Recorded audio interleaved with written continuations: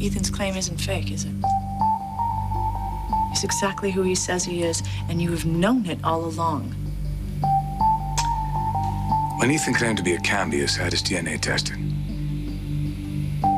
Yes, he's my son. His mother, Hannah, was a maid, thank you, at the Cambius estate in the U.S. She was 17, just like me, miserable, just like me. And she had just come from England, so she was homesick. I saw her in the garden one night. She was crying, so I reached out to her. And that's how it started. Now, over the summer, we met a few more times in the guest cottage, and then I left for school. And when I came home for Thanksgiving, she was gone. Father told me she left because she couldn't get over her homesickness, and I thought, well, you know, good for her. She's probably happier in England anyway. Did you try to contact her? No. Probably should have, though. Just to make sure she's doing okay and tell her good luck. But I had no idea she was pregnant. I didn't. How'd your father find out? I don't know. Somehow I know servants talking. I'm not sure. The only thing I am sure about is that he must have been outraged. A little servant girl carrying the Cambius heir. Bastard boy. Because obviously marriage was out of the question. Not that I had a say in my life anyway.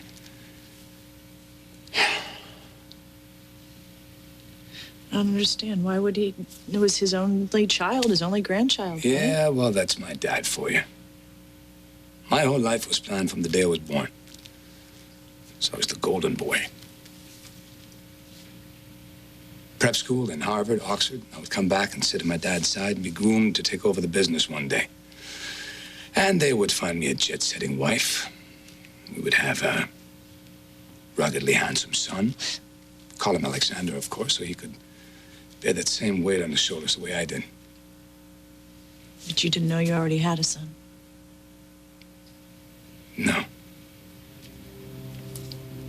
When Ethan showed up, he had a letter from Hannah. And it said when Alexander Jr. was killed, my father started a search for his beloved grandson. Hannah was scared, you know. She gave Ethan to live with someone else, and she disappeared. I have people looking for her, but so far we got nothing. She gave up her child to save him.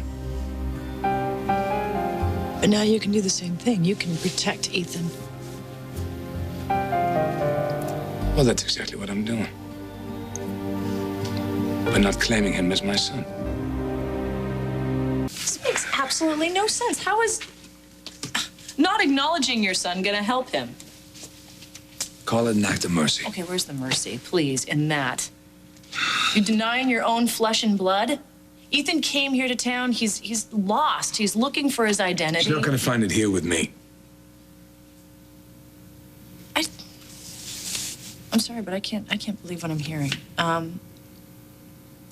When you confided in me that you were a Cambius, that you were Alexander Jr., and you told me that you had to kill that identity to survive, and as drastic as that was, I understood it. You and Michael, you were the only ones. And Michael has terrorized this town. You refuse to see his dark side. You're still standing up for him. And guess what? I understand that too, because I understand the love that you have for him. He's my brother. And Ethan's your son. Now, everything that you've done to survive, I've defended. I've been right there. I've stood by you because I knew where your heart was. But nothing's changed. Yes, you've changed. You've changed so much that it makes my blood cold. What you're doing to your son, turning your back on him right now when he needs you I'm the the most. last thing that boy needs right now. Does Ethan maybe get a say? I mean, does he get a chance to maybe know where he's from and who he is? Stop thinking about yourself for 2 seconds and think about the kid. I am thinking of him. How's that? I don't see how. I don't see how any of this... God, Zach, don't think I know you at all. I don't think you do. And maybe you never will. You don't understand my situation. How can you? You were brought up in a house filled with love, where you could bring new thoughts and crazy ideas to the dinner table, where you could be yourself and follow your own path. Well, we had restrictions, though, believe me. Maybe. But you were allowed to dream. In my house, dreams were self-delusion, threat to the master plan, and any journey towards self-discovery was just a wasted trip. You eat, breathe, and sleep Cambius. That was my father's obsession. And I staged my own death to get away from that. And I should have taken Michael with me. Because if anything that you tell me, if any other stuff that you tell me about my brother is true, and that's not the little boy I grew up with. That's not who I loved, you know? That's my father's creation. Bred to hurt and destroy. All in the name of family. Well, Michael's gone. But maybe I can help my son, if it's not too late. What do you mean, too late? What do you mean? Do you think that Ethan may have shot Ryan?